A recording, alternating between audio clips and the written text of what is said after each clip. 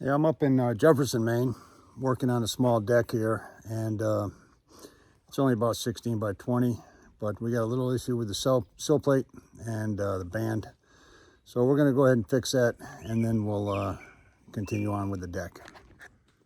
Okay, we had a little bit of rot on the band here, and as you can see, I'm not sure when this house was built, but the sill plate is not treated. It's held up pretty well, I guess, but well, not really. Anyway, we had to cut this part out, and we're going to rebuild it. Put the band back in with a little bit of treated, and then two layers of ply, one particle board, and then the finished floor. So we'll go ahead and do that, add a threshold to it, and then we'll continue on with the deck. All right, I got that piece of treated band in there. I had to cut it down to 7 1/4, and I had to shim out just a little bit on those joists where they got cut just a little bit short. But other than that, we'll go with. Okay, those are the dimensions I'm going to need to get that next piece of wood up to the top of the second layer of ply. So I've cut it down to 29 1/2. That right there is 29 1/2, the long one. And I ripped it to 3 1/8, and now I'm going to lay it on edge and rip it on edge down to 1 3/8, and that'll do it. All right, we're just going to rip this on edge down to 1 3/8, and that'll finish it up.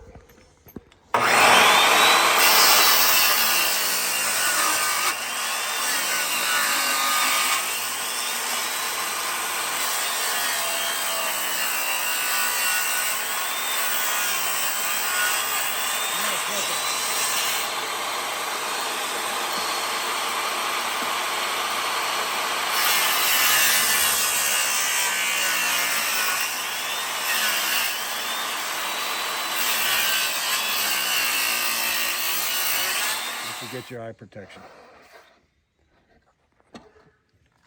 And that's what it's going to look like once it's in there. So you got a solid piece of treated wood in lieu of the double layer of plywood. And I cut the band board 3 inches short of the full width of the deck and ran a 1 1/2 inch spacer block on each end. So your outside band is going to slip into the wall right at the end of each end of your band board. Okay, we got the band up, and I'll show you how we squared it up. Okay, what I do is pull about 1 inch out, or 2 inches, it doesn't matter, from your interior band there, and then pop a screw in right here, go down to the other end, do the same thing. I pull out 1 inch and put a screw right there. And those 2 screws are what you're going to be hooking your tape to when you check your diagonal. Okay, just hook on that screw I just showed you and run it straight across the outside corner. And right here we got 226 inches. We're going to do the same over here. Hook on that screw, run it across, and we've got 226 and just a tad more, but that's good. If you had, say, 226 here and 230 over there, that means you're 2 inches out of square. You're going to cut that in half, and you're going to take your long end and shorten it to whatever you need. So if this was 226 and that was 230, you're looking for 228. All right, if that makes sense. Okay, we got our band on, we got our joists on. And as you can see, that span is about, I don't know, about 11 feet. And we got 2x6, unfortunately. So, should have 2x8, but that's wood we got to work with. So, I'm gonna run a girder right down the middle and split that span in half, essentially. And so those 2x6 won't be carrying the full weight of the deck. It'll just be carrying half of the weight once we run that girder down the middle, and I'll show you how we're gonna do that. But right now I'm going to run some cut some stringers. Okay, we're going to go ahead and cut some stringers now. 2x12s, and try to get as clean a board as you can get. As you can see, these got quite a few knots on them, but we're going to try to work around them. If you can pick them out yourself, pick them out and make sure that you don't have any real bad defects in them. All right, and get them as straight as you can get them. Check the ends for cracks too.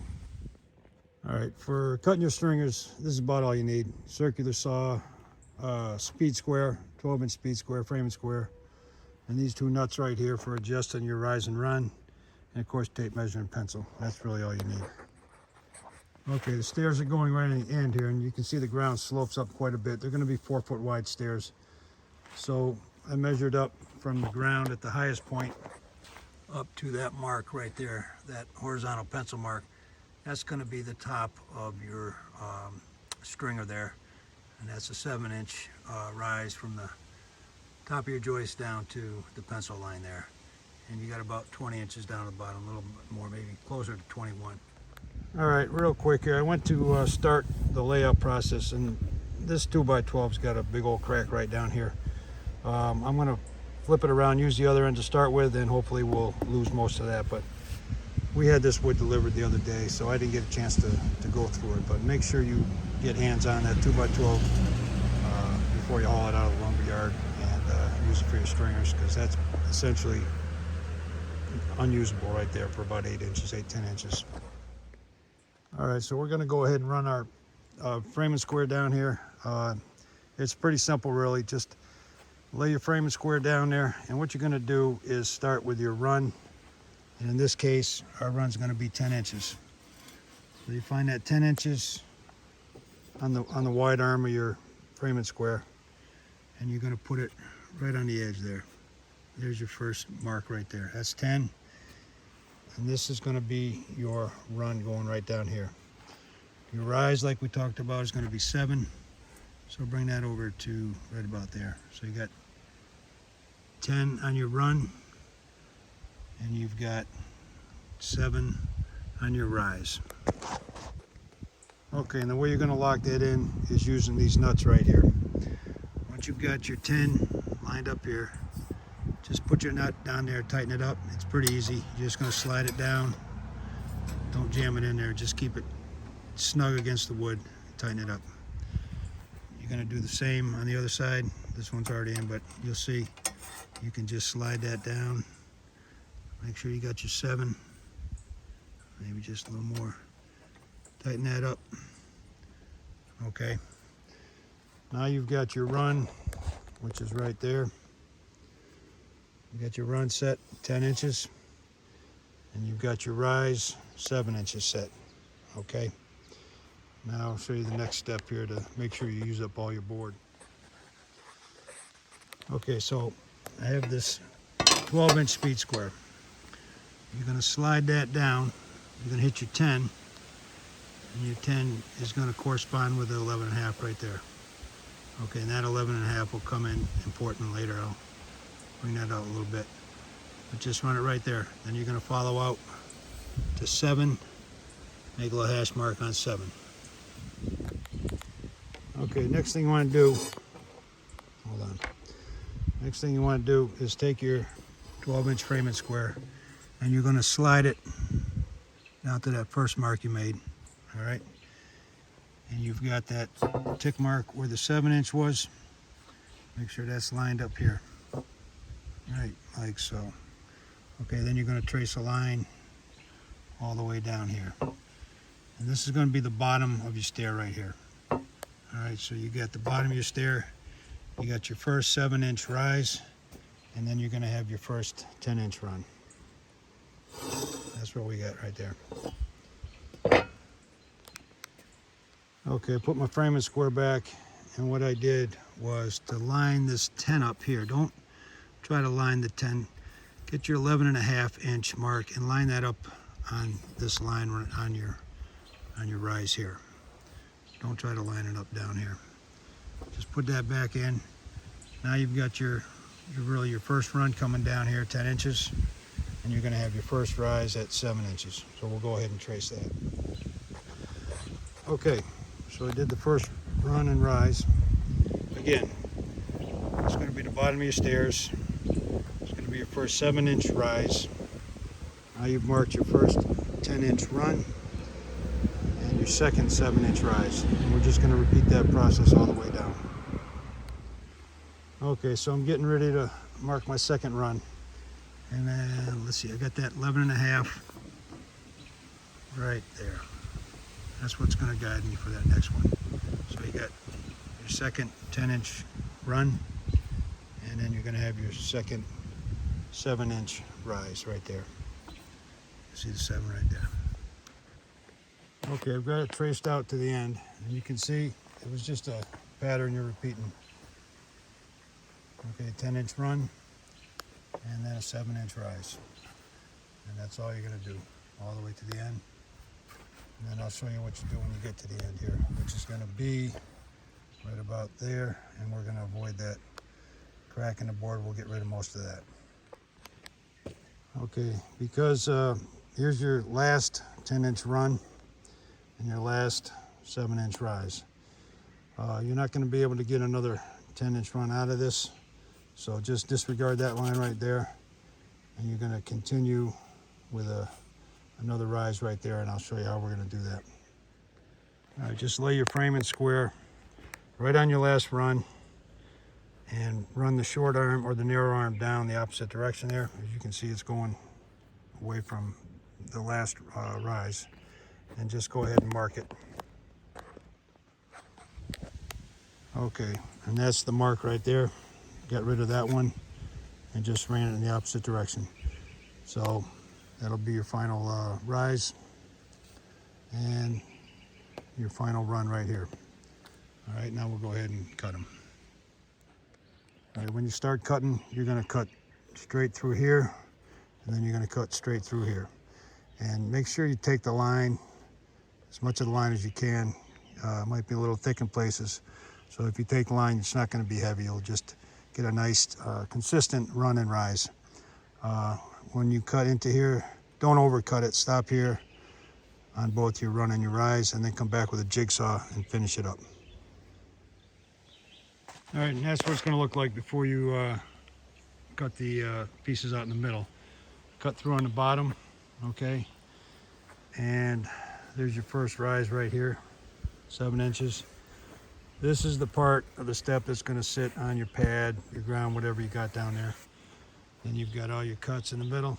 Like I said, don't overcut them, just cut up to your mark, go back with a jigsaw, and there's your top, okay? All right, and that's how it's gonna look when you got it all cut out there. Bottom of your stairs, right here. That's gonna sit on the ground, like I said. First rise, rise, run, all the way up. You get to the top, you got your final run right here. And then this is the piece right here that's gonna be sitting against your deck, all right? Okay, I just added a 4x4 post there and a ledger board that the stringers are gonna hang on. And when I measured up from the ground up to this point right here, it's 21 inches. So we're gonna cut three rise off of that stringer. Okay, I need 21-inch rise. So this would be my first one, 7. Second one, 14. Third rise is 21. Okay, so we're gonna go back, and of course you got 3 runs, 1, 2, 3. So what I'm gonna do is I am gonna cut that right there, and that'll give me my first stringer. All right, so just go ahead and lay your speed square along the run, and then get your mark right here. And that's gonna be where you're gonna cut it. All right, once you got that cut off, that's what you're gonna end up with. So you got 3 rise, 3 run, and you got a 7-inch rise, 7 inches from the top of your stringer here up to the top of your joist. So when you put your deck boards on your stringer and then you put your deck boards on your deck, you're still gonna have a 7-inch rise. So we'll cut 3 more of those, but obviously we're gonna have to make adjustments because the ground slopes up, and then we'll tie it all together. But that's it. All right, one thing I noticed here, when I cut that last one off, that's what it looks like there. So you've got your run, rise, run, rise, run, and you got this long mess right here. So you know your rise is 7 inches, all right? So just put your speed square down there on the run, you're gonna make a tick mark at 7 inches right there. All right, you got that mark. Just flip the speed square around, line it up with the mark, and that's going to be your bottom of your next stringer. Cut it right there. All right, just cut that off. So now we're back to our 7-inch rise. This will be the bottom of your stair. You've got 1 rise, 2 rise, 3 rise, and 3 runs. 1, 2, 3. So what you're going to do is cut this next one right here, and that's out. You're not going to use it, throw it in the trash. Again, just lay your speed square up there, lay it on the run, make your mark, and that's what you're going to cut right there. That'll be your 3rd one. Okay, that last one was my 2nd one, not my 3rd one. Anyway, here's your 3rd one here, and you can see where I got it traced out. I'm going to cut here, and I'll cut again here. That'll be my 3rd, and the final one will be the bottom, and I'm going to make 1 cut right here, and again, that's out. Throw that out. All right, so there's 4 stringers, and you can see the bottom one is about right, but as we go uphill, it gains a little bit, so we're going to have to do a little digging, and probably going to end up digging all that out there, setting down a piece of 2x12 treated, and that's what they'll set on. And then we're going to run a ledger. I'll show you this later.